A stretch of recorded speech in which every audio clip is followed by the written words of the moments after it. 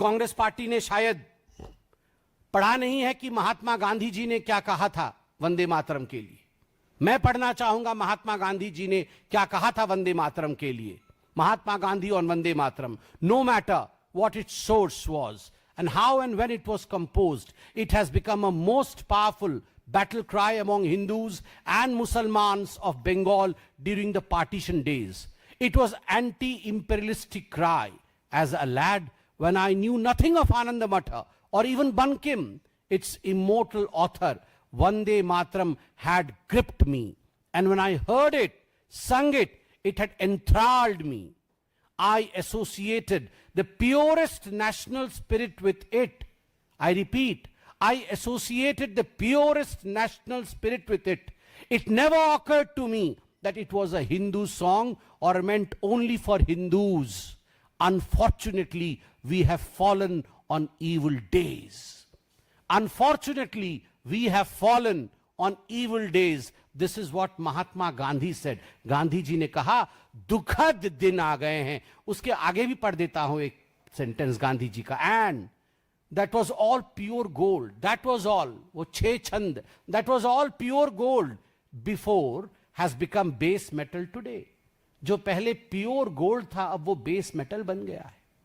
यह गांधी जी का मानना था।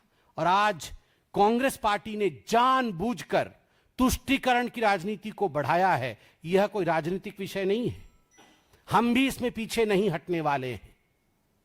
2 नेशन थ्योरी को 1937 के कांग्रेस रिजोल्यूशन ने बोया था, वहां आरंभ हुआ था। पुनः यह जो कोशिश की गई है, इस कोशिश को किसी भी कीमत पे हम आगे नहीं बढ़ने देंगे। इतना ही नहीं, इस बार मॉनसून सत्र में आप सबको पता है, मॉनसून सत्र में राष्ट्रीय गौरव अपमान निवारण संशोधन विधेयक 2026 prevention of insult to national honour amendment act 2026 पारित हुआ। क्यों पारित हुआ? 26 जनवरी 1950, 24th January 1950, none other than the first president of India, Dr. Rajendra Prasad, Rajendra बाबू, जो कि कॉन्स्टिट्यूएंट असेंबली के प्रेसिडेंट थे, जो संविधान सभा के अध्यक्ष थे, उनके खुद का वाक्य था कि राष्ट्रीय संगीत, राष्ट्रीय गीत वंदे मातरम और जनगण मन दोनों को एक ही दृष्टिकोण से देखा जाएगा और दोनों को एक समान सम्मान प्राप्त होगा। This is what he declared on 24th of January 1950। Constituent assembly के अध्यक्ष और उसके पश्चात धन्यवाद दूंगा प्रधानमंत्री नरेंद्र मोदी जी को और तमाम सांसदों को, जिन्होंने खड़े होकर एक मत होकर कहा कि हम उसी विषय को आगे बढ़ाते हैं और नेशनल ऑनर को इंसल्ट नहीं होने देंगे। जनगण मन के बराबर हम वंदे मातरम को खड़ा करेंगे। हां, किसी को बाध्य नहीं करेंगे, मगर जो बाधित करता है वंदे मातरम को आगे बढ़ने से, वंदे मातरम को गाने से, वह दंडित होगा।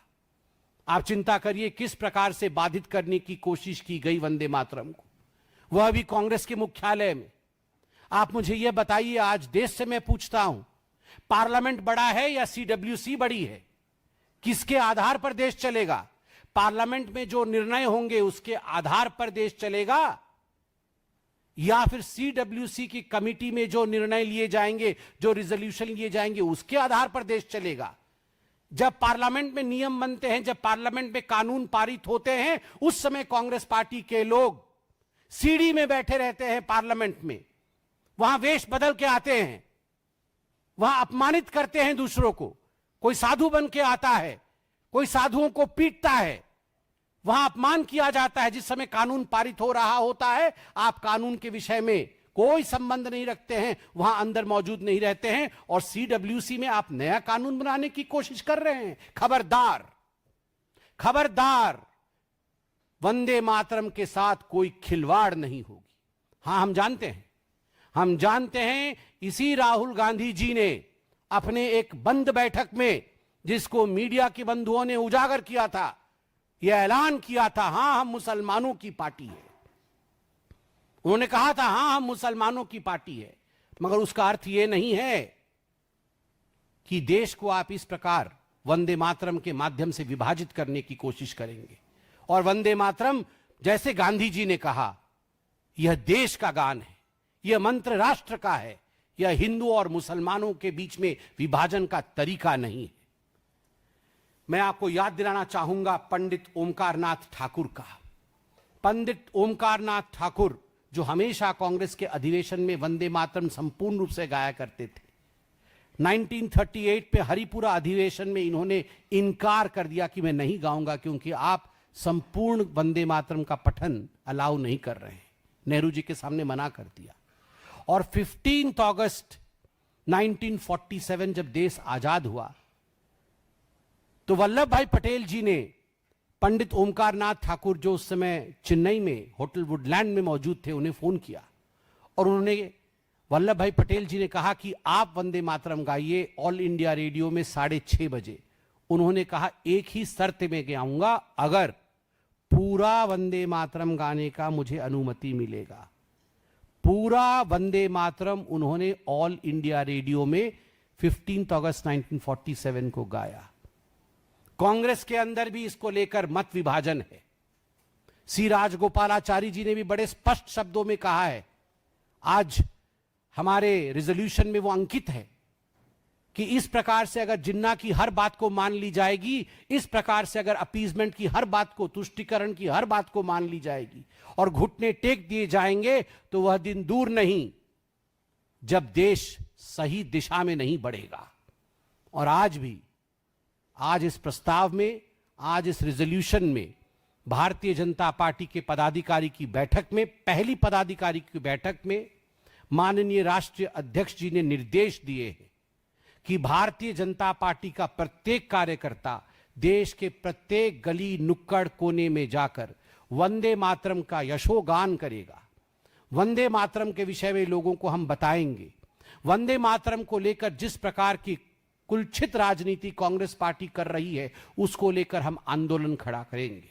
जिस प्रकार महात्मा गांधी जी ने वंदे मातरम को एक एंटी इंपीरियलिस्टिक क्राई कहा था, उस विषय को हम जनता के सामने रखेंगे और जनता को दिखाएंगे कि आखिरकार ये जो कहावत है कि अगर सियार भी कभी